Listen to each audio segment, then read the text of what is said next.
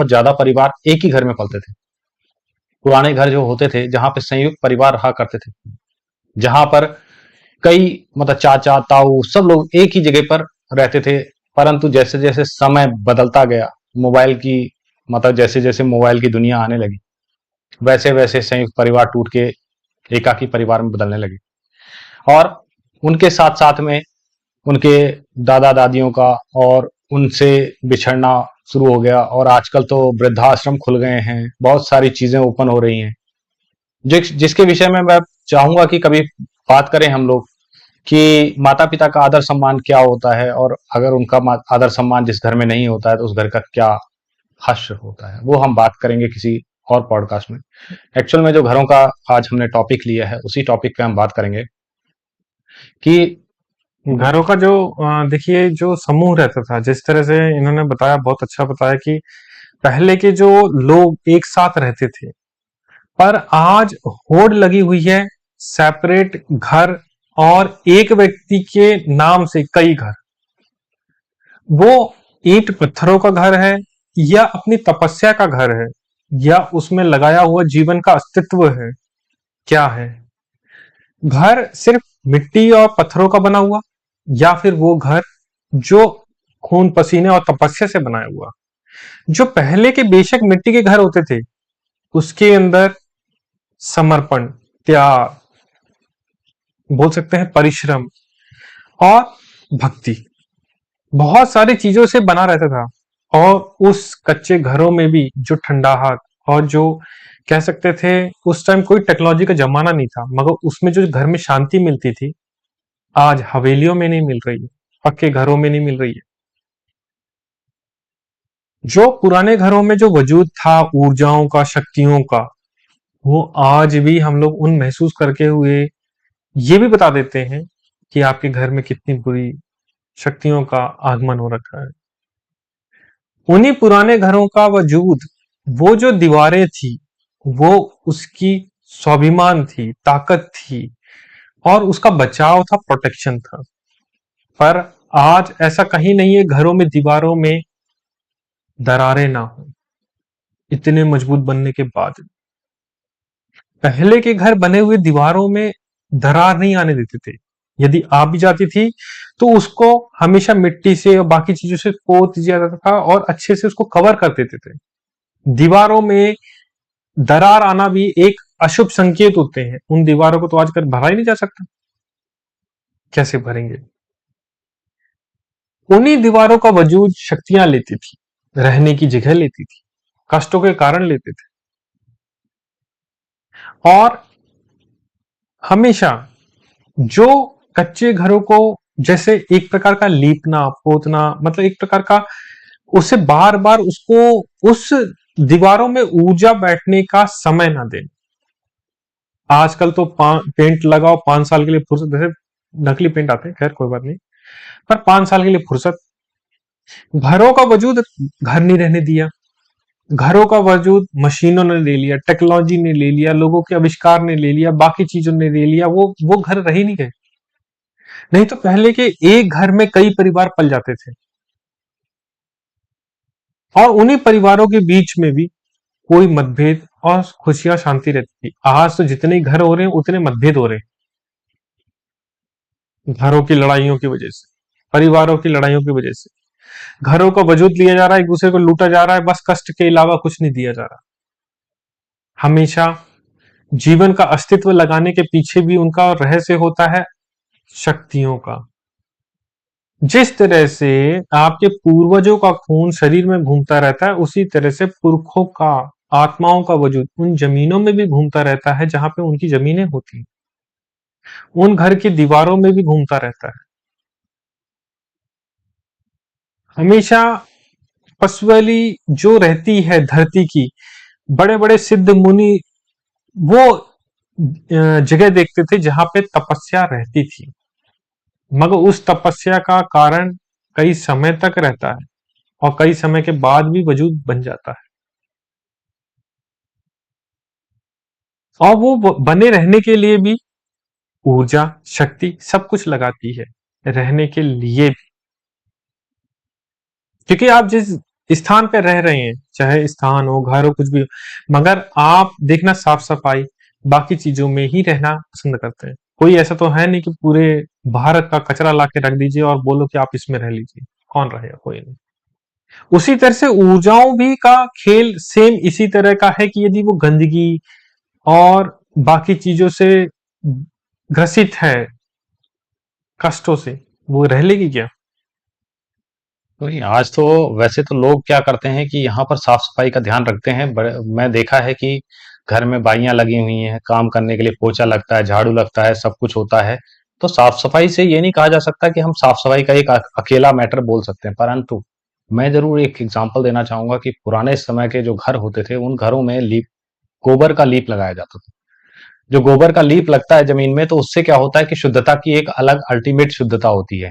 गोबर जो होता है पवित्र माना जाता है, और पवित्रता की सबसे बड़ी निशानी ये होती थी कि वो जब एक बार लीपा जाता था जिस जगह पे, तो वहां पर पवित्र ऊर्जाओं का वास माना जाता है। उसके बाद में घर के, कभी देखना आप ध्यान दोगे तो घर के अंदर हिस्से में जहां पर मतलब कि उसका अंदरूनी हिस्सा होता था वो ठंडा रहता था और बाहर गर्म रहता था, क्योंकि वो कच्चे मकान मिट्टी से बने होने के कारण उनकी जो गरमाइश जो होती थी वो कभी अंदर तक पहुंच ही नहीं पाती थी। और अगर ठंड का समय चलता था तो अंदर गर्म रहता था, बाहर ठंडा रहता था। जिस प्रकार से कुएं का पानी कभी भी देख लो आप, कि कुएं का पानी हमेशा ठंडा मिलेगा गर्मियों में और गर्म मिलेगा ठंडियों में। क्यों? क्योंकि ये इसका प्रकृति है, वो उस तरह से बना के रखती। धरती हमेशा गर्म होती है सर्दियों में और ठंडी होती है गर्मियों में। और वैसे ही नदियों का पानी भी उसी तरह से चलता है। ये ऊर्जाओं का उलट फेर होने के कारण ही इनका फ्लो चलता है। नहीं, देखिए, फ्लो चलने के साथ साथ ऊर्जाएं भी उसी तरह का व्यवहार करती हैं जैसे व्यक्ति का समय होता है। यदि व्यक्ति को यदि परेशानी आ रही होती है तो जिस तरह से पानी वो शीतल रहता है कुएं का, जब मौसम विपरीत चल रहा है मगर फिर भी शक्तियां उनको देती हैं, आगे बढ़ाती हैं विपरीत दिशा में जब उनके कष्ट आ रहे होते हैं।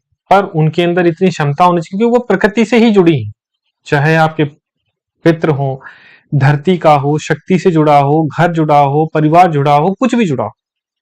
यहां तक कि जो पुराने घर का एग्जाम्पल लिया था, घर का भी वजूद वही है कि जो प्रकृति गर्म हो रही है मगर वो अंदर बिना हवा के भी पंखा चलाए, मतलब कि इंसान रह सकता था वो ठंडाहट के साथ। तो वो प्रकृति सेम उसी तरह से घर का भी वजूद ले रही है और उसी के वजूद में ठंड का भी स्वरूप उसी रूप में वो ले रही है, गर्म होने का। उसी प्रकार से जिस प्रकार से घर का मुखिया जो होता है, जब घर में बाकी लोग गर्म हो रहे हैं उस वक्त वो ठंडा रहता है, शांति से काम लेता है। और जब बाकी लोग ठंडे होते हैं तो वो अपनी भड़ास निकालता है, गरमाइश निकालता है कि भैया ऐसे होता है। तो बोलते हैं इस प्रकार से अगर कोई व्यक्ति करता है, उस प्रकृति को समझ पाता है कि जैसे प्रकृति चल रही है उस हिसाब से रहे, तो व्यक्ति हमेशा ही अच्छा करता है और उस घर को हमेशा टूटने से बचाता है, और वो घर हमेशा सफल होता है, कभी टूटता नहीं। बोलते हैं जो प्रकृति के साथ चलता है और जैसा प्रकृति सिखाती है वैसा चलता है, तो उस प्रकार से वो होता है। जैसा कि हमारा आज का टॉपिक है ऊर्जाओं से रिलेटेड है, आत्माओं से, उनके कई रहस्यों के बारे में जानने का, तो हम उस विषय में जरूर बात करेंगे कि हम जब भी घर जाते हैं देखने के लिए, तो हम लोग घर को हम कहाँ बनाना चाहते हैं। घर कुछ अच्छी जगह ढूंढते हैं। जिस प्रकार से हम देखते हैं कि ऋषि, कोई महात्मा अगर पूजा के स्थान ढूंढता है या फिर अपनी तपस्या का स्थान ढूंढता है, उस स्थान को भी वो ये परखता है कि वहां पे ऊर्जाएं उसका उनका सपोर्ट करेंगी या नहीं करेंगी। क्या ये ऐसा तो नहीं कि मैं यहाँ पे पूजा स्थली बनाऊं और यहाँ पे ऊर्जाएं उनको डिस्टर्ब कर देंगी। तो ये सब चीज देख के वो क्या करते थे, उनके अंदर इतनी तपस्या होती थी कि वो चीजों को देख पाते थे, समझ पाते थे। तब वो उस जगह पे बैठते थे और अपना स्थान बनाते थे, अपनी कुटिया बनाते थे। परंतु आज की डेट में हम क्या कर रहे हैं? हम कर रहे हैं घर बनाना है। पहाड़ के ऊपर बहुत अच्छा लगेगा हमारा घर, नदी के किनारे घर बहुत अच्छा लगेगा, तालाब के किनारे बहुत अच्छा लगेगा घर, बोला ऊंचा ऊंची जमीन के ऊपर अकेला घर अच्छा लगेगा। वो बोलते हैं ना कि जो पठार वाला इलाका है जहां पर कोई घर नहीं है वहां पे हमारा घर अच्छा लगेगा। ऐसे बहुत सारे स्थान है जहां पर मनमोहक हवा आ रही है, मनमोहक स्थान है, लग रहा है कि घर उधर होना चाहिए। पैसा हमारे पास बहुत है कहीं भी बनाने के, पैसा तो तुम्हारा है पर ऊर्जाओं पे बस तुम्हारा नहीं है, क्योंकि वहां की जो ऊर्जाएं हैं वो अपने पे चलती हैं, और जिसको वो बोलती हैं कि यहां पर वही रहेगा तो वही रहेगा, उसके अलावा कोई नहीं रह सकता। पर ये व्यक्तियों को समझ नहीं आएगा, क्योंकि पैसों का बल है। मेरे पास पैसा अगर करोड़ों रुपए है तो मैं घर कहीं भी बनाऊं, मेरी मर्जी भाई, मैं क्यों किसी के सामने झुकूं। मैं इसी कॉन्सेप्ट को लेकर आज आप लोगों के समक्ष आया हूं कि ये चीज बताना चाहता हूं कि आदमी जो चुनाव करता है घर का बनाने से पहले, वो कभी सही चुनाव कर ही नहीं सकता है, क्योंकि उसको क्या पता कि वहां पे कौन सी ऊर्जा बैठी है। पहाड़ों में पहाड़ों के देवता बैठते हैं, ऊंची जमीन में हो सकता है नीचे सन्यासी देव बैठे हों, पठारों में कोई पता नहीं कि कौन सी मतलब शक्ति बैठी है जो कि उनको उस पठार को रोके बैठी है। नहीं तो पठार अभी तक बराबर हो जाने चाहिए थे, लाखों साल से सारे जितने भी थे ये सब पहाड़ तो थे, आज जमीनों में बदल दिया उनको, क्योंकि वहां की ऊर्जाओं ने उन्हें छोड़ दिया जगह को। आज कोई भी मंदिर जाके देखो, कितने भी आप शक्तिपीठ देखो, 52 शक्तिपीठ है इस भारत में, और सारी की सारी पहाड़ों पे बसी। जो एक दो होंगी तो वो जमीन में, तो उस समय वो पहाड़ रहा होगा जो कि आज नीचे की तरफ आ चुका है। ऐसे और भी एग्जाम्पल देख लेते हैं, जो देख लेते हो कहीं भी आप ज्योतिर्लिंग जाते हो तो देखो कहां पे कितना चढ़ना पड़ता है। कहीं भी कोई बड़ा पवित्र तीर्थ स्थान जाओगे तो पहाड़ों में चढ़ के जाओगे। वहां की ऊर्जाएं जो होती हैं, जो शक्तियां होती हैं, वो उनको शक्ति बोलते हैं कि अपने पास बुलाने के लिए जब तक आप कष्ट नहीं उठाओगे उनके लिए, तब तक वो कैसे आपको प्राप्त होंगी। आसानी से प्राप्त अगर हो जाए तो फिर शक्तियां किस काम की हो। तो फिर जब ये शक्तियां, जब पता है कि वो शक्तियां ऐसी शक्तिशाली होती हैं और इन जगहों पर बैठती है, तो फिर हम उनके किनारे क्यों ढूंढते हैं, उनकी जगह पे क्यों जाना चाहते हैं हम? क्यों पैसा है हमारे पास इसीलिए? नहीं, हमें होना चाहिए कि गुरुजी जो पैरानॉर्मल करते हैं तो वो इसलिए करते हैं कि वो उनको साइंटिफिक तरीके से प्रूव करके ये दिखा सके कि भैया जो तुमने चुनाव किया है जमीन का, वो गलत चुनाव किया। कई ऐसे घर खाली हुए हैं इनके कहने पर कि भैया इस जगह नहीं रह सकते तो नहीं रह सकते, तुम्हें अगर अपने परिवार का जीवन देखना है या फिर अपने आप को देखना है, परिवार बचा लो या फिर घर देख लो, और बेच के गए हैं घर। और सबसे बड़ी बात ये भी गलत है कि किसी को बेचना गलत। हम तो कहते हैं कि भैया जो अगर गलती से घर बना भी लिया है तो फिर बाद में वो पैसों का नुकसान झेलना सही है, पर किसी को नुकसान में क्यों डाल रहे हो? पर आज का जमाना बहुत खराब है। मेरा तो गर्दन कटी रही है, तेरी भी काटूंगा मैं। हम तो डूबेंगे सनम, तुम्हें लेके डूबेंगे, वही वाली बात है। पर व्यक्तियों का प्रवृत्ति ऐसी होनी चाहिए कि अगर मैं लॉस में चला गया हूं तो दूसरे को लॉस में नहीं जाने देना चाहिए। व्यक्ति वो हमेशा तरक्की करता है। हम हमेशा सत्य के साथ चलने वाले और सत्य की बात करने वाले, और हमेशा सत्य के साथ रहने वाले। नहीं तो आज हम भी हो सकता है कहीं और होते, क्योंकि माता रानी की कृपा तो इन्हें बहुत पहले से थी, पर गलत तो कभी नहीं दिखाया इन्होंने कि यहाँ पे ओढ़ा और ये भूत दिखा दिया, ये प्रेत दिखा दिया। कौन सा आजकल तो बहुत सारे चैनल में देख लो, उसमें जाके दिखा रहे हैं कि वो अपने आप उड़ रहा है हवा में। अरे पिक्चर ही बनाना है तो फिर बाद में वैसे बना लो पिक्चर तुम। हम थोड़ी कह रहे हैं कि तुम मूवी बनाओ पूरी की पूरी। मूवी में ही दिखाते हैं कि भैया स्पेशल इफेक्ट्स और ये सब वो सब, तो अरे पैरानॉर्मल ही करना है, अगर उसमें स्पेशल इफेक्ट ही डालना है तो भैया तुम पूरी मूवी तैयार कर लो। पर ये चीज हम नहीं कर सकते ना, क्योंकि हम सत्य वाले हैं, सत्य की राह में चलने वाले, और सत्य का राह दिखाते हैं। देखिए, सत्य के लिए ताकत लगती है, झूठ के लिए कुछ नहीं लगता। सिर्फ आंखें बंद करके कुछ भी बोल दो। सत्य के लिए जीवन का अस्तित्व भी चला जाता है, लोगों का जीवन की ताकत लग जाती है, जीवन का समर्पण लगता है, और कितना त्याग और कितना समय लगता है उसको एक चीज को प्रूफ करने के लिए। शक्ति ऊर्जाओं से भरा हुआ संसार, हमें अभी कई विजिट ऐसे मिले हैं जो घरों से रिलेटेड है, हमें अपने घर दिखवाए गए। मैं बता रहा हूं, आज तक मैंने जितने घरों में विजिट किया है, देखा जाए तो सिर्फ 5% ही ठीक ठाक थोड़ा बहुत निकले, अदरवाइज सभी मतलब प्रॉब्लम घरों से ज्यादा। और घरों का वजूद आत्माओं ने और शक्तियों ने ले रखा। मैं बता रहा हूं, जिस तरीके से मैंने कई बार बता भी चुका हूं इन चीजों के मामले में, कि जब भी किसी कुल देवी देवता को स्थान दिया जाता था तो देखना दीवारों के उसमें दिया जाता है, स्थानों में दिया जाता है। दीवारों में ही पेंटिंग लटक जाएगी, दीवारों में ही भगवान लटक जाएंगे। कई लोगों के तो क्रॉस लटका के भी लटका दिया जाता है। हर जगह वही वाला सिस्टम है, कहीं पे भी जाओ आप दीवारों में लटके हुए भगवान मिलेंगे सबके 90%। नहीं तो एक अलमारी बना देंगे उस पर दीवारों में। तो दीवारें भगवान को लटा सकते हैं, मगर वजूद आत्माओं का और शक्तियों का नहीं रह सकता। ये कैसे पॉसिबल? आत्माओं भी दीवारों का वजूद लेती हैं, जमीन भी लेती हैं, शक्ति भी लेती हैं। मैंने कई लोगों के घर में विजिट देखे कि कई लोगों ने वो घर बनवाया किसी पेड़ का अस्तित्व खत्म करके, और उनका बिजनेस भी उन्होंने वो बड़ा बिजनेस खोल रखा है, काफी बड़ा दुकान भी मिली है मेरे को, 2-3 ऐसी दुकानें जिसमें वो लोग पीपल या बाकी वृक्ष का, किसी में महुए का पेड़ था, किसी में बरगद का पेड़ था, किसी में कई ऐसे विजिट मिले मुझे जिसमें उन्होंने पेड़ कटवा के घर बनवाए। घर के साथ साथ ठीक है घर भी बनवाओ, पर उसके नीचे उसके ऊपर ही आसपास बाथरूम भी बना मिला है कई बार।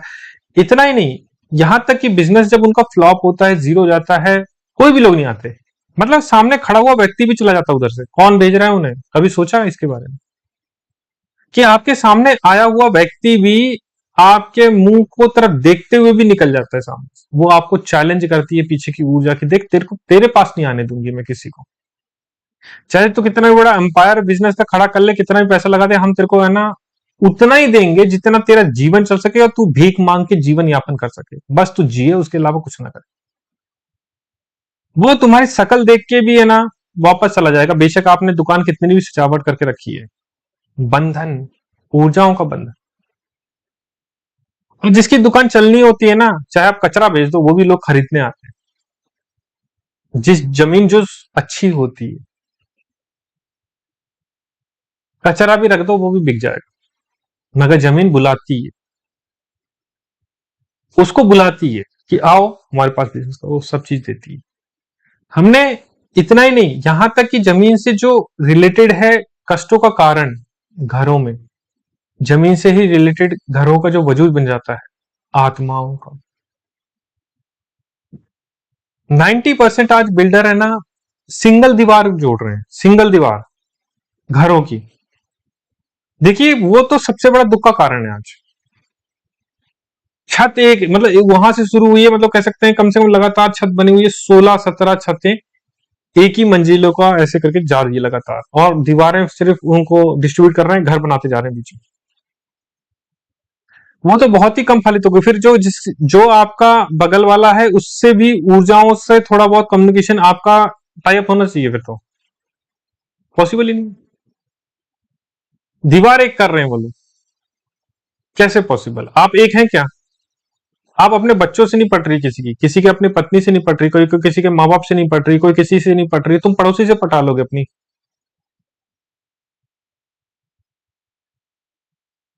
और दीवारें एक हो रही हैं, ऊर्जाएं इस घर में पूजा ज्यादा हो रही है, उस घर में पूजा ज्यादा नहीं हो रही, बिल्कुल ही नहीं हो रही।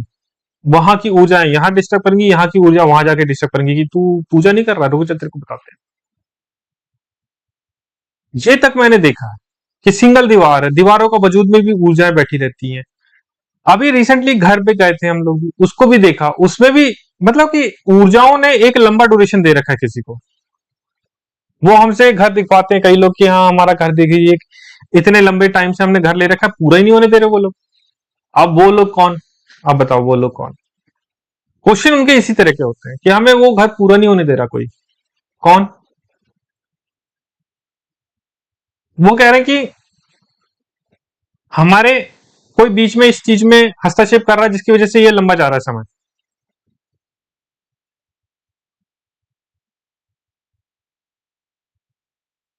अब वो चीज के लिए ऊर्जाएं किस तरह का सहारा ले रही हैं? काम को रुकावट, कभी कारीगर, कभी उसका बिल्डर, कभी इंजीनियर, कभी वो फलाना रेत का माफिया, कभी गिट्टी माफिया, कभी कोई प्रॉब्लम, कभी कोई प्रॉब्लम, फाइनेंशियल प्रॉब्लम, कभी आदमी की प्रॉब्लम। यदि फाइनेंशियल प्रॉब्लम हुई तो कोई बीमार पड़ गया, कोई बीमार पड़ा तो ठीक है, चलो ठीक है वो भी बच गया।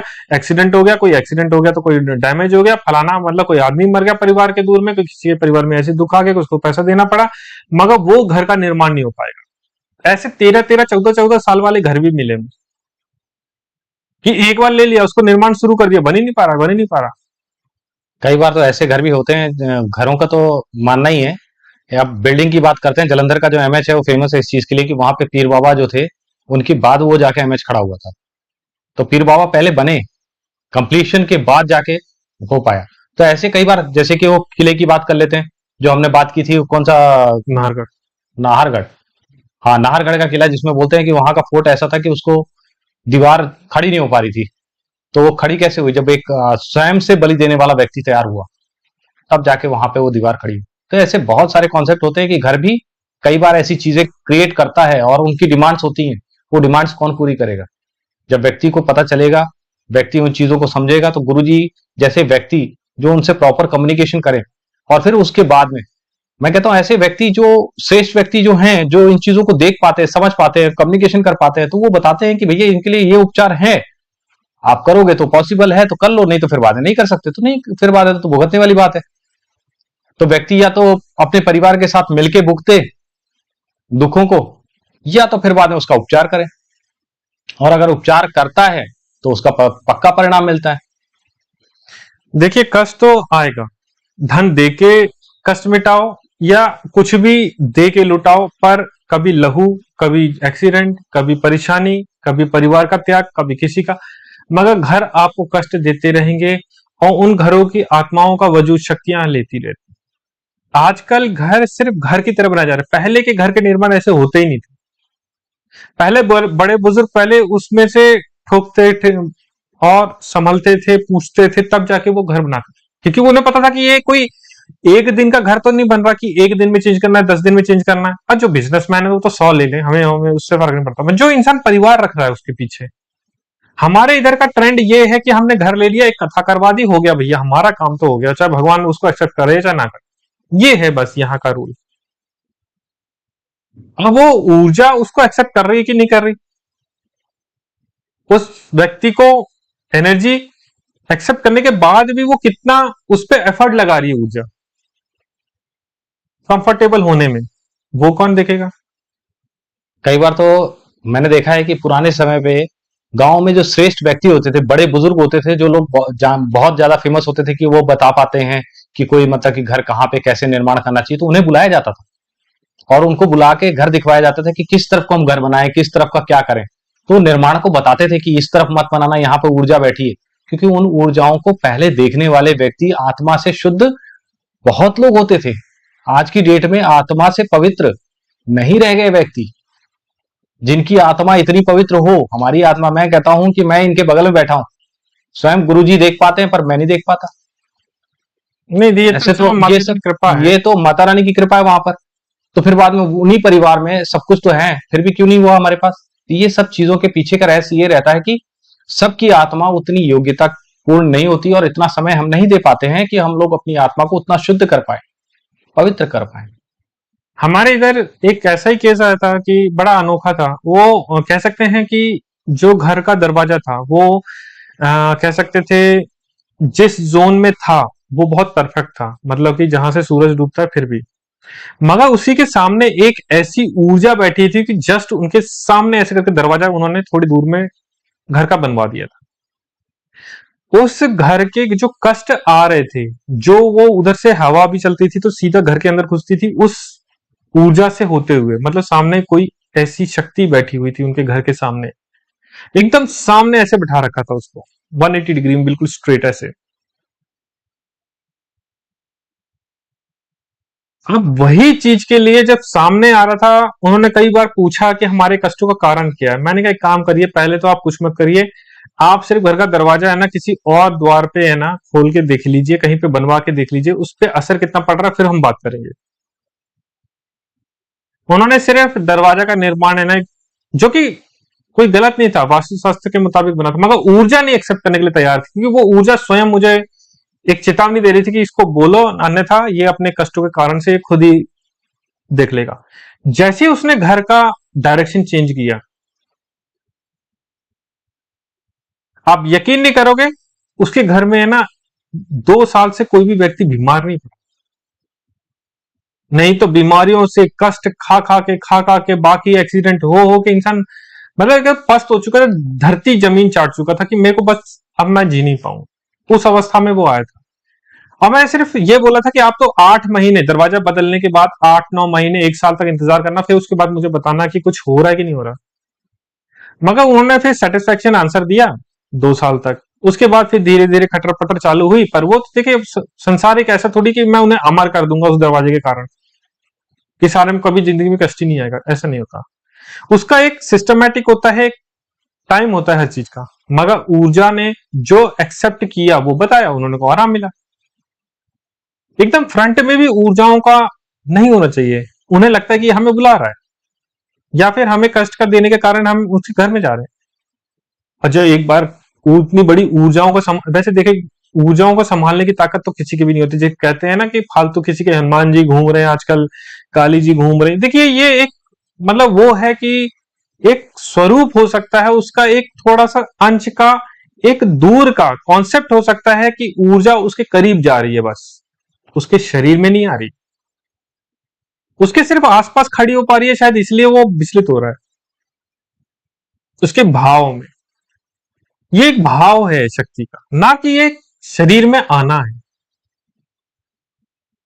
शरीर में कोई भी किसी की आत्मा का स्वरूप नहीं हो सकता। आत्मा एक ही है जो परमात्मा से जुड़ी है। बुद्धि में कई हजारों लाखों आत्माएं रह सकती, कोई बड़ी बात नहीं, लाखों अरबों, क्योंकि घुमा तो वही रही है। कभी कभी होता है ये चीज। कई लोगों ने अपना एक्सपीरियंस बताया कि देखिए हम उस एनर्जी के इंपैक्ट में आए तो हमारा ब्रेन काम नहीं किया, हमें वो करना चाहिए था, उधर हमने ये नहीं किया। हमें वो चीज गाड़ी का ये करना था, एक्टिविटी ये नहीं किया। कभी हमने ये चीज बटन दबाना था, वो हमने काम नहीं किया। कभी वो हम कह सकते हैं हम लोग हैवी लाइन में काम कर रहे थे पर हमने वो चीज करना था, वो नहीं काम किया। पता नहीं कि उधर ऐसा क्यों हमारे साथ ब्रेन में हुआ। इवन हम लोगों के साथ में कई किलो में, कई घरों में हम जो खुद जाते हैं पर वो चीज नहीं कर पाते जो हमें रेगुलर हर घर में कर पा रहे हैं, वो चीज नहीं कर पाते। यहां तक कि ऊर्जाएं किसी चीज का भी वजूद ले लेती है, किसी कोने का, किसी बेड का, किसी सोफे का, इवन लकड़ियों तक का। ऊर्जा का क्या है, वो तो कहीं भी रह सकती है। और सबसे मेन होती है इंसान को अपना जो वजूद बना रहा है घर का। सबसे पहले पहले के लोग इन चीजों में बहुत एक्सपर्ट थे कि घर एक बार बनेगा 200-300 सालों के लिए, पर वो हर जगह पूछते थे कि देखिए हमें वहां घर बनवाना है तो क्या करें। यदि और 90% घर देखिए बहुत ही कम बन पाते हैं। हकीकत का रेशो ये है कि जमीन इस तरह की कहीं पे है ही नहीं इतनी शुद्ध और पवित्र कि वो घर रह पाए। मंदिर क्या हर जगह है क्या? मंदिर भी एक पर्टिकुलर ऊर्जा स्वयं लेती है, स्थान लेती है, और अपने आप के लिए तेज इतना होता है कि वो अपने आप ही किसी ना किसी को चुन लेती है कि हाँ मेरा मंदिर निर्माण कर।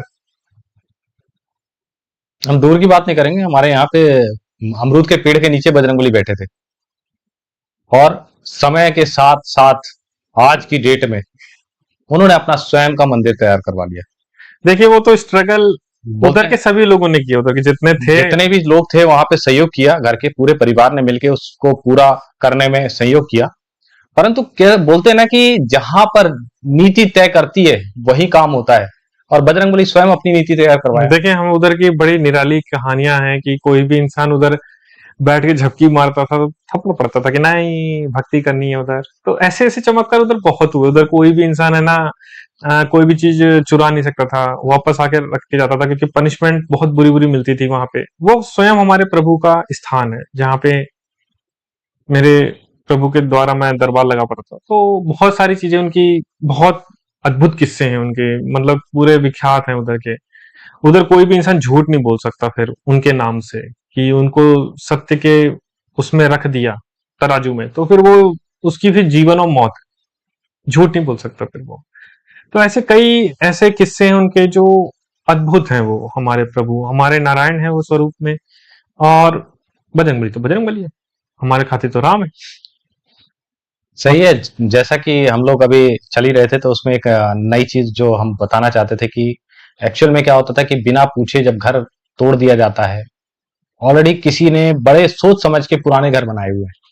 अब पुराने घर गांव के क्या होते हैं कि कई बार कच्चे मकान होते हैं, तो लोग क्या करते हैं, सोचते हैं कि कच्चा मकान बन तोड़ के अब निर्माण नव निर्माण कर लिया जाए, क्योंकि अब जैसे जैसे व्यक्तियों के पास पैसा आना, धन आना शुरू होता है तो उसी हिसाब से वो अपना काम करता रहता है। उसमें क्या करता है, कई बार वो बिना पूछे दीवार तोड़ देते हैं और निर्माण करवा लेते हैं। गुरु जी के पास आते हैं बाद में कि गुरु जी कष्ट बहुत आ रहे हैं, क्या करें। फिर गुरु जी के क्या शब्द होते हैं वो खुद ही बता दें तो बेटर होगा। बात ये नहीं है। देखिए पहली बात, यदि आप अपने घर का कोई भी बुजुर्ग आदमी है तो क्या उसे फेंक देंगे, उसे तोड़ देंगे क्या, या बाहर निकाल देंगे? सबसे बड़ी बात आती है, अ, हम मैंने खुद अपना एग्जांपल बताया। मैंने कहा कि एक हमारे प्रभु हनुमान जी की कुटिया थी, तो वो कुटिया 3 तरफ से गिर चुकी थी। एक मतलब 2% पूरा खाली हो चुका था और एक डंडी ऐसे लगी हुई थी उनकी, ऐसे मतलब टिका हुआ था, कच्चा था। और उसी में ही इतने लंबे टाइम तक, यहाँ तक कि वो लकड़ी घुनी हुई थी। उसमें मतलब अंदर जाके बैठ के यदि इंसान, हम लोग ध्यान लगाते थे, काफी देर तक उधर ही बैठते थे, पर हम लोग एक मजाक में कहते थे कि इधर सांस भी यदि अच्छी ताकत से ले लो तो लगता है ये गिर जाएगा। पर उनका ऐसा चमत्कार था कि वो भी टिका हुआ था उस डंडे में, और काफी लंबे टाइम तक, 2-3 साल तक टिका रहा। मगर हमने खुद से नहीं गिराया, जो कि हमें निर्माण करना था, मगर निर्माण में भी हम लोग रुके हुए थे कि नहीं, उनकी इच्छा नहीं है। जिस दिन वो इशारा कर देंगे उस दिन हम लोग बना देंगे। और उन्होंने इशारा उस दिन किया जिस दिन मतलब 2 तरह से दीवारें गिरी एक साथ। उस दिन उनका इशारा हम समझ गए, 2 तरफ से इशारे, अपने आप ही दीवारें ऐसे करके गिर गई। चाहते तो हम लोग आसपास रहते, हमें भी डैमेज हो सकता था, मगर वो प्रभु है, हमारा भला ही सोच रहे हैं, तो वो कैसे पहुंच सकते थे। मगर उस दीवार को हमने गिराया नहीं, खुद फिजिकल फॉर्म में हमने डैमेज पहुंचाने की कोशिश नहीं की कि उस दीवार को गिरा के। मगर वो दीवारें कब की थी? जब हमारे पिताजी के समय की, दादाओं के समय की। और जो उसके सामने जो पत्थर रखा हुआ था, वो हमारे दादाओं के समय का पत्थर रखा हुआ था। वो इतना भारी पत्थर था कि बता सकते हैं कि उसको हमने जेसीबी और बाकी चीजों से ही हटाया जा सकता है, आदमियों की बस की नहीं थी। 300-400 किलो का पत्थर, वो एक बड़ी शिला जो कुएं से निकली थी। हम उसको भी मान सम्मान देते थे, क्यों? हम हर चीज में प्रभु का ईश्वर ढूंढते थे। तो जब भी जाते थे तो वहां पे हम लोग बैठते थे, मगर उस पत्थर में भी ईश्वर का एक प्रतिबिंब हर चीज में रहता है। जरूरी नहीं है कि उसको पूज रहे हैं, पर हम लोग जाके उसमें बैठते थे। भाव का खेल है, भक्ति का खेल।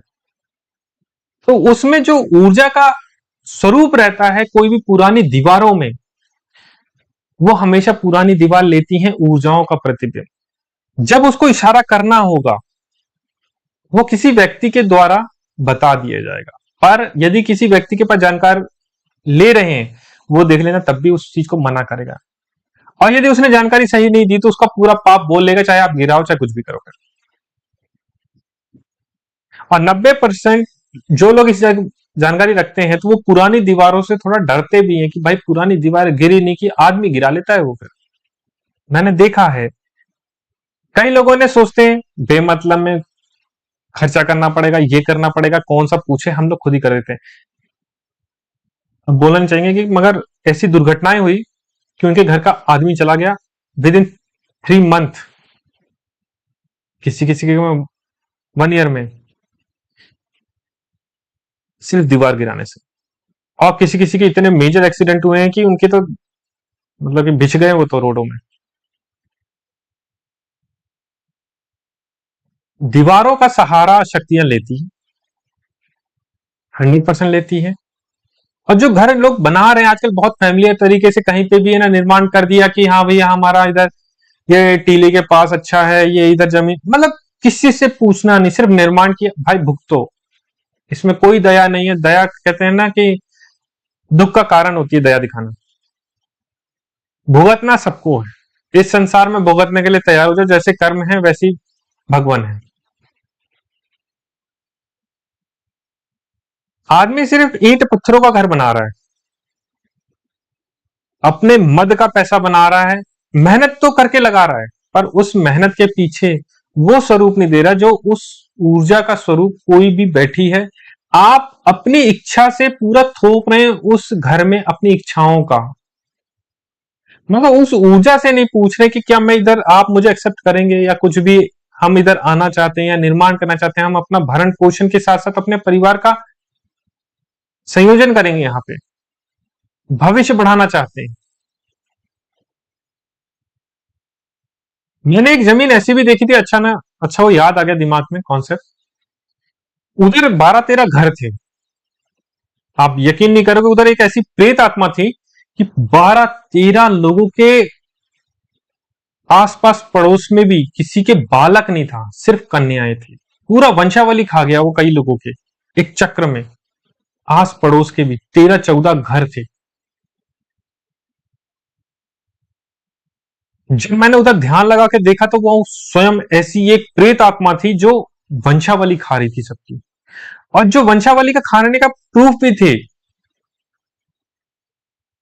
अबॉर्शंस, अपने आप हो जाना, गर्भ गिर जाना, या कुछ ना कुछ कारण से वंशावली जा रही थी। ऐसा कैसे हो सकता है कि 13-14 घर जो आस पड़ोस में है उनके किसी के भी पुत्र प्राप्ति नहीं हुई, सबके कन्या, किसी के 3 किसी के 4। मैं किसी कन्या के वो विरुद्ध नहीं हूं, मगर मैं बताना चाहता हूं कि वंशावली की प्रेत आत्माओं का स्वरूप भी ये होता है। इसमें भी एक ऐसी जगह भी मिली थी जिसमें हाँ 5-6 घर थे, वो ज्यादा नहीं थे, मगर कन्या किसी की नहीं थी। वो कन्या कैसे कि चुड़ैल का उधर स्वरूप था, मतलब नेगेटिव एनर्जी का, वो भी देखा है। और ये चीज प्रूफ है मेरे पास, पर उस चीज को मैं एक्सप्लोर इसलिए नहीं करता हूं क्योंकि कई लोग मुझे परमिशन देते हैं, कुछ लोग ना इस चीज से थोड़ा हिडन में रहना चाहते हैं। क्योंकि देखिए कोई भी व्यक्ति आएगा वो जरूर उधर है ना अपना हस्तक्षेप जरूर दिखाएगा, और उनकी परेशानियां भी बढ़ सकती है जो व्यक्ति इन चीजों से हिडन रहने के लिए बोलता है।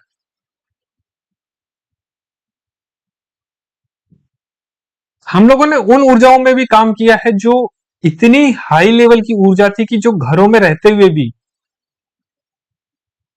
सामने वाले को परेशान कर रहा है, आस पड़ोस को भी परेशान कर रहा है। आदमी आज सिर्फ घर बनाना चाहता, मतलब सिर्फ कुछ नहीं देखना चाहता, मतलब कि सिर्फ एक ये दीवारों से, ईंट पत्थरों से दीवार बना लिया, हम लोग रहें कैसे भी रहें, मगर उन ऊर्जाओं के साथ आजकल हर व्यक्ति रहने में मजबूर हो रहा है।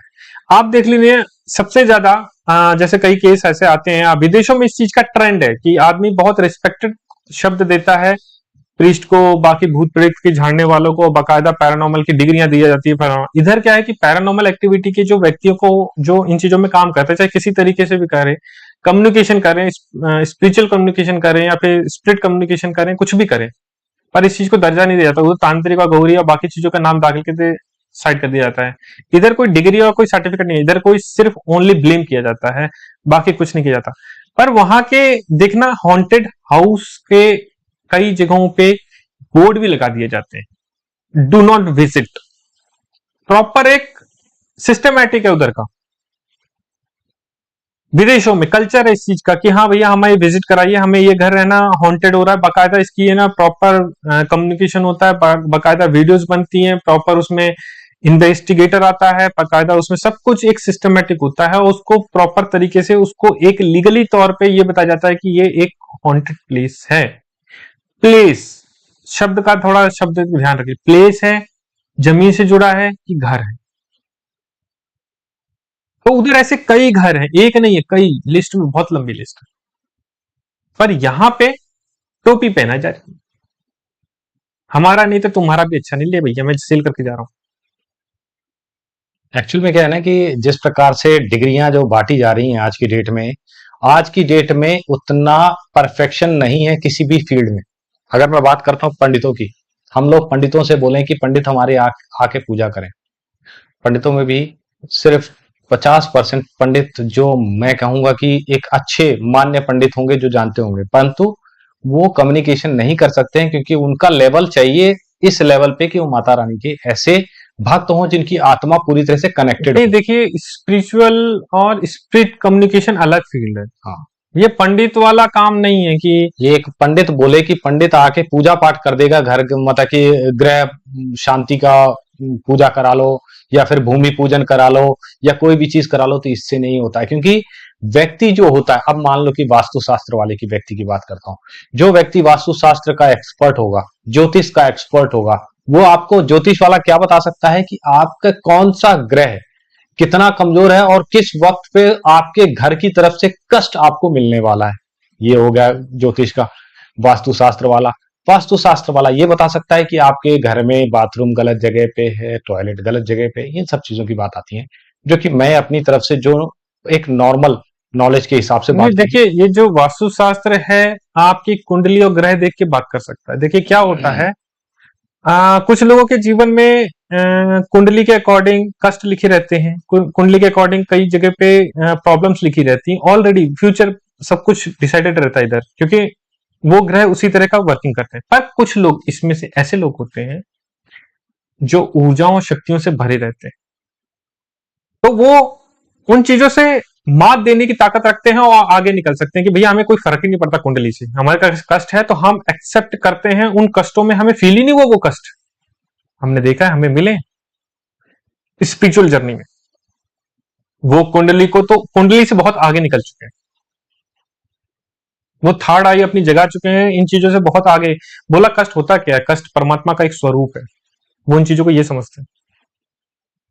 कुंडली आपका भविष्य तय करने में मदद करती है, उसमें भी संशोधन उपचार होते हैं।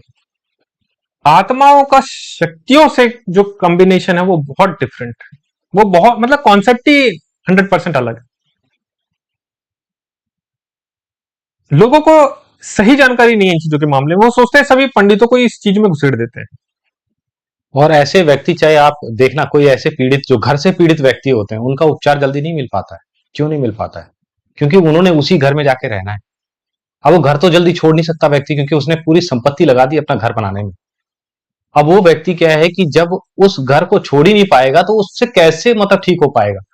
ऐसे दरबारों में जा जाके और लिख, पता नहीं कितनी बार जाके अपनी हाजिरी देते हैं, उसके बाद भी कहते हैं हम ठीक नहीं हो पा रहे, क्या करें? आज ही मेरे पास फोन आया था हम्म। कि वो हम लोग कम से कम 6 या 7 बार है ना बागेश्वर धाम जा चुके हैं, ऊपर से साइन करके आते हैं, अपना प्रूफ दे के, बाकी चीजों में भी मोबाइल नंबर लेके भी लगातार 6 या 7 बार। मैं देखे उनकी बुराई नहीं कर रहा, मैं उनका बारे में कुछ नहीं बता रहा, मगर वो अपनी ये चीज बताना चाहता हूं कि वो वहां पे भी जाने के बाद आज मुझे फोन क्यों कर रहे हैं फिर। क्यों, अगर ऐसा हो तो? देखिए यहाँ पे फीडबैक नहीं चल रहा, बस मेन चीज ये, कष्टों का किसी को प्रॉब्लम सॉल्व नहीं मिल पा रहा है, सच ये है, पर सब लोग अपनी रोटी सेक रहे हैं, सब जगह यही हाल है। मगर इसके लिए मैं हमेशा अपील करने की कोशिश करता हूं कि इस पे एक सिस्टमैटिक एक रेशो बनना चाहिए, इसमें एक एजुकेशन डालनी चाहिए, कह सकते हैं कि तंत्र जो एजुकेशन होनी चाहिए, मंत्र एजुकेशन होनी चाहिए, सब चीज का एक एजुकेशन का बकायदा सिस्टमैटिक पूरा एक कॉलेज और सिस्टमैटिक होना चाहिए, यूनिवर्सिटी तैयार होनी चाहिए। इसमें एक चीज और होनी चाहिए कि व्यक्ति जब कभी ऐसी जगहों पे जाता है और कभी किसी से पूछवाता है, तो उस व्यक्ति से उसको फीडबैक का सिस्टम होना चाहिए। दूसरा एक सिस्टम ये होना चाहिए कि व्यक्ति जाके कोई अगर समस्या आ रही है तो वो व्यक्ति जो फिजिकल तौर पे जो बताया जा रहा है उसको वो पैरानॉर्मल से दिखाए भी कि हाँ ये चीज ऐसी है, और वो ऊर्जा कम्युनिकेशन करके बताए। पर ऐसा भी कई बार होता है कि ऊर्जाएं अपनी मर्जी की मालिक होती हैं। जब सुप्रीम पावर कहीं टकरा जाती है, नेगेटिव में भी सुप्रीम पावर होती है, जरूरी नहीं कि पॉजिटिव में ही सुप्रीम पावर मिलती है। कई बार नेगेटिव की ऐसी सुप्रीम पावर मिलती है कि जो कहती है कि हमें गैजेट हमारे सामने कुछ नहीं है। देखो, छोटी शक्ति जो होती है, आत्माएं होती हैं, वो क्या होता है कि गुरु जी के सामने अपने आप सरेंडर हो जाती है, मतलब कहने का कि मतलब बात कर लेती, कम्युनिकेशन कर लेती इजीली। बट जब सुप्रीम पावर की बात आती है तो वो अपनी मर्जी की मालिक होती है। और जिस घर में सुप्रीम पावर होती है तो वहां पे सिर्फ आदेश एक ही होता है गुरु जी का, कि या तो फिर मरो या छोड़ो। क्योंकि दो ही व्यक्ति आदमी उस पर कर सकता है, क्योंकि वो इतनी पावरफुल है कि उससे टकराया नहीं जा सकता। जब स्वयं साक्षात आदेश आ गया हो कि ऐसी ऊर्जाओं से दूर रहो, तो फिर बाद में उसमें सुरक्षा ही सबसे बढ़िया आपने उपचार होता है। कई घरों को ऐसे सीधा सीधा मना कर दिया कि आप इस घर को सेल करो, बाहर निकालो, कोई जरूरत नहीं है, आपके किस्मत में वो है भी नहीं। और वहीं पे वो पूजा पाठ करने वाली अगर कोई फैमिली आ जाती है वहां पर, तो वो उस घर में ही रह लेगी जिस घर को दूसरा व्यक्ति छोड़ रहा है। क्योंकि जरूरी नहीं कि हर व्यक्ति के मतलब हर चीजों के हिसाब से वो उसको मतलब परेशान करे। कई बार मतलब व्यक्ति का ऐसा होता है कि उसका ऑरा जो होता है वो मैच कर जाता है उस ऊर्जा से जो उधर रह रही है, सुप्रीम पावर, नेगेटिव ही क्यों ना हो। पर वो किसी को एक्सेप्ट करना चाहती है और एक्सेप्ट कर भी लेती है, तो वहां पे लोग रहते भी हैं। मैंने कई ऐसे घर भी देखे हैं जो लोग विजिट करके जंगलों में पहुंच जाते हैं, मतलब घर जंगलों में बनाते हैं। देखिए फॉरेस्ट लवर बहुत हैं, माउंटेन लवर भी बहुत हैं, पर क्या होता है कि जो जंगल होते हैं वो ऊर्जाओं से भरे रहते हैं, और ऊर्जाओं से भरे रहने का मतलब आपके अंदर भी उतनी ऊर्जाओं का कुछ ना कुछ स्वरूप होना चाहिए। जंगलों में कौन मिलते हैं आपको देखा है, जानवर, जंगली और साधु संत। साधु संत जो जंगली जानवर जिन्हें तंग नहीं कर रहे, और साधु संतों को मतलब साधु संत जंगली जानवरों को तंग नहीं कर रहे, वो मिल बांट के रह रहे हैं, चाहे गुफा में रह रहे हैं चाहे कहीं पे भी रह रहे हैं। कुछ लोग ओपन एरिया में रहते हैं फिर भी जंगली जानवर उन्हें तंग नहीं करते। क्यों? क्योंकि देखिए अभी इन चीजों का इतना हाई रिसर्च चल रहा है कि जानवर भी डीएनए की खुशबू से पता कर सकता है कि ये मेरे औलाद है कि नहीं है। इतने सेंसिटिव जानवर होते हैं, खासकर टाइगर। बाकी आपका काम है, आप भी थोड़ा स्टडी करिए। ऐसा थोड़ी कि मैंने बोल दिया, आप भी स्टडी करिए ना। हमने तो स्टडी की, पता किया कि हाँ वो एक डीएनए की खुशबू तक पता कर लेते हैं कि ये हमारा बच्चा है कि नहीं है, इसलिए वो मार भी देते हैं टाइगर। अब आप भी पता करिए, आप भी कुछ पढ़े लिखे बनिए, रिसर्च करिए थोड़ा बहुत।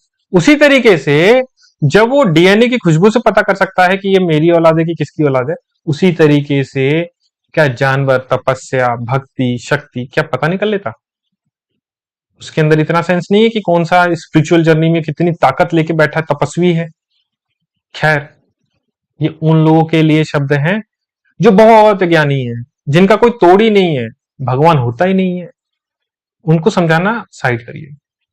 साइंस कितनी भी आगे बढ़ जाए, इस संसार में वो दुनिया भी है जो साइंस समझने में भी कई हजारों वर्ष आज लग जाएंगे। ऐसी दुनिया भी है जो किसी ने ये बात सच बोली है कि सत्य सिर्फ उतना ही इंसान जानता है, इसलिए वो किसी और के पीछे नहीं भागता। और सत्य के पीछे ही संसार एक दूसरे के पीछे भागता रहता है कि वो उधर उधर उधर सत्य के रास्ते। और सत्य है क्या? वो मृग की खुशबू की तरह जो हर जगह घूमता रहता है। सत्य वो है जो आत्मा के अंदर है, उसके अंदर सब कुछ मिलेगा, पर मंथन करना पड़ेगा, तप करना पड़ेगा, जप करना पड़ेगा, ताकत लगानी पड़ेगी उस वजूद की तरह। क्योंकि वो भी एक घर का स्वरूप है, वो एक आत्मा का स्वरूप लेके, ये जो पिंजरा है वो एक घर है, आत्मा उसकी एक जीव है जो उस घर के अंदर रह रही है। अब अपने घर को इतना गंदा बना के रखोगे, छल कपट द्वेष अहंकार सारी चीजें भर के रखोगे, तो कहां से यह आत्मा का? जंगल भी एक घर है, उसके जीव जंतु और जितने भी ऋषि मुनि हैं वो उनकी जीवन की आत्मा है। ये तो घर ही होता है। जमीन से जुड़ी ताकत आप वो नहीं लगा सकते जो जंगल में जाके तपस्वी जो पूजा पाठ कर रहे हैं। वो व्यक्ति चाहे घर बना ले चाहे कुछ भी बना ले, वो उसमें रह सकते हैं, आप लोग नहीं रह सकते। क्योंकि जंगलों की जो हवाएं लगेंगी, जंगलों की जो ऊर्जाएं आपकी दीवारों में छुएंगी, वो क्या कहेंगी, तूने क्या बनाया है।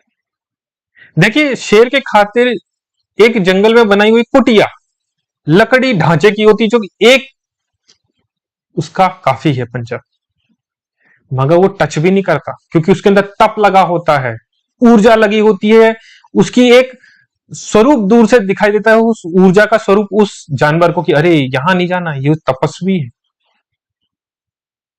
नहीं तो वो जो बाढ़ होती है ना, हमने तो ऐसे कई जंगलों में खुद देखा है, लोगों को पन्नी बिछा के और लकड़ी लगा के, उसकी एक लकड़ी भी भालू की और शेरों की ऐसे एक बार ऐसे भी कर देना, वो पूरा फट के बाहर हो जाएगा, मतलब पूरा पिंजड़ा बाहर ऐसे ढांचा गिर जाएगा। मगर उसके अंदर ये ताकत तक नहीं है कि उसको टच भी कर सके वो जानवर जीव। वो घर उसने अपनी सुरक्षा के लिए नहीं बनाया, उसकी सुरक्षा तो परब्रह्म परमेश्वर कर रहा है जो उसका तप है। उसने अपने तपस्या से वो बनाया है, कवर किया है। मैंने जिस तरह से बोला कि टाइगर भी एक अपनी डीएनए की खुशबू सूंघ लेता है अपने बच्चों के अंदर, ये कुछ बड़ी बात है। वो महसूस करके ही उस घर का वजूद जो तपस्वी रह रहा है वो दूर हो जाता है। ऐसे ही ऊर्जाओं का, शक्तियों का यहां है इस संसार में भी। यहां उस तरह की जंगल की पवित्र आत्माएं और शक्तियां नहीं है, मगर यहां आसपास जो घूमने वाले रोज व्यभिचार में मर रहे हैं, रोज दारू पी के मर रहे हैं, कोई कैंसर से कर रहा है, कोई पीड़ित से मर रहा है, कोई किसी को मार रहा है, किसी को काट रहा है, इस तरह की आसपास की समस्त ऊर्जा आपके पास है और आप इन चीजों से बच जाएंगे। कोई खोद के जमीन में आपके पड़ोस में ही गाड़ रहा है, किसी लाश को अपने पड़ोस में ही बाथरूम में गाड़ रहा है, कोई ड्रम में घुसेड़ रहा है, वो तो आप पता ही चल रहा होगा, वैसे भी न्यूज़ें आपको मन चल रही है। तो इस तरह की आत्माएं आपकी कहां जा रही हैं, शक्तियां कहां जा रही हैं? लोग तीन तीन के रोज मर रहे हैं, रोज का स्वरूप कोई ना कोई एक खत्म हो जाता है, हजारों लोग खत्म होते हैं एक दिन में, वो कहां जा रहे हैं? रोडों में खत्म हो रहे हैं, तालाबों में खत्म हो रहे हैं, वो कहां जा रहे हैं? और रोड, और उसी के पास बनाने का ट्रेंड है कि भाई जितने पास की रोड की जमीन होगी उतना ही ज्यादा हमारा वो पैसा बढ़ेगा। अरे भैया, पैसा उस तरीके से भी बढ़ाओ, ऊर्जाओं से भी बढ़ाओ, वो भी तुम्हें अच्छा खासा पैसा देगी और कान के नीचे लगाएगी भी रोज। रोडों के नीचे ही तो वो आदमी दफन है। मैंने कई रोड ऐसे देखी हैं, आप आ जाइए, कोई बात नहीं, मैं दिखा देता हूँ इधर ही। भोपाल में जाइए, मैं 2-3 रोड मैं ही दिखा दूंगा कि शमशान घाट है उसके नीचे, कब्रिस्तान नीचे है रोडों के, और ऊपर से बढ़िया फायदा मस्त। और वही लोग, इंसान तरसता है रोड के पास चले जाए, भैया हमारा मकान करोड़ों का हो, वो कहां जाएंगे? देखिए, ये धरती कई हजारों सालों से आ रही है, जो कष्टों का स्वरूप कहीं पे भी बनाया जा रहा है, वो कष्टों का स्वरूप आप ही लेंगे। आपका कमाया हुआ धन, एक कह सकते हैं ना कि कच्चे घर की मकान की नींव भी ईश्वर के स्वरूप में फलित होगी। मेहनत का, परिश्रम का, समर्पण का, भक्ति का। एक बनाई हुई कुटिया जो कह सकते हैं ना घास की भी होगी, वो भी ईश्वर के स्वरूप होगी, फलित हो सकती है, जीवन में कई कुछ दे सकती है।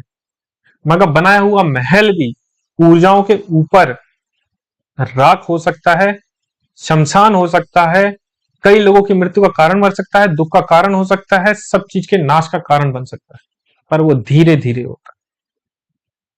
किसी का बहुत तेज और किसी का बहुत कम होता है, पर होता हो सबका है। कुछ लोग काफी ज्यादा इन चीजों की जानकारी रखते हैं, तो लोग बंदोबस्त करा के रखते हैं। कई लोगों के पास विजिट करा के अपने से अपना घर, बहुत सुंदर सुंदर घर भी परमात्मा की दया से हम लोग जाते हैं, विजिट करते हैं, जिनके घरों में इतना सुंदर रहता है, मतलब घर घुसते ही एकदम मनमोहक खुशबू आती, पर वो अपने घर की ऊर्जाओं को बनाए रखने के लिए कई चीजों का प्रयास भी करते हैं, मर्यादित होते हैं, मेहनत करते हैं, पूजा पाठ भी करते हैं, और पूजा पाठ कराते भी रहते हैं कि नहीं, हमारे घर पे किसी तरह की ऊर्जा का प्रवेश और बंधन आप लगा के रखिए, किसी तरह की ऊर्जा ना जा सके, बस आप तो करके। हमें कई लोग बुलाते हैं कि बस आप तो हमारे घर का जो खुशियां हैं, देखिए खुशियां कष्ट को बुलाने का एक तरीका है। जिस दिन ज्यादा खुशियां आ गई, आप समझ लीजिए कष्ट का कारण शुरू होने वाला, यही सत्य है। जब समझ जाओ कि हाँ हमारे घर में परमात्मा ने सब कुछ दे रखा है, तभी समझ जाओ कि यहां से अब कष्ट शुरू होने वाला। लिख के ले लीजिए, नहीं तो नजर का लगना, बहुत सारी चीजें आती हैं इन चीजों में। इसमें एक बहुत सुंदर सा एक वर्णन आता है कि जिस प्रकार से व्यक्ति बोलते हैं कि अपने शरीर को, शरीर एक घर के समान है।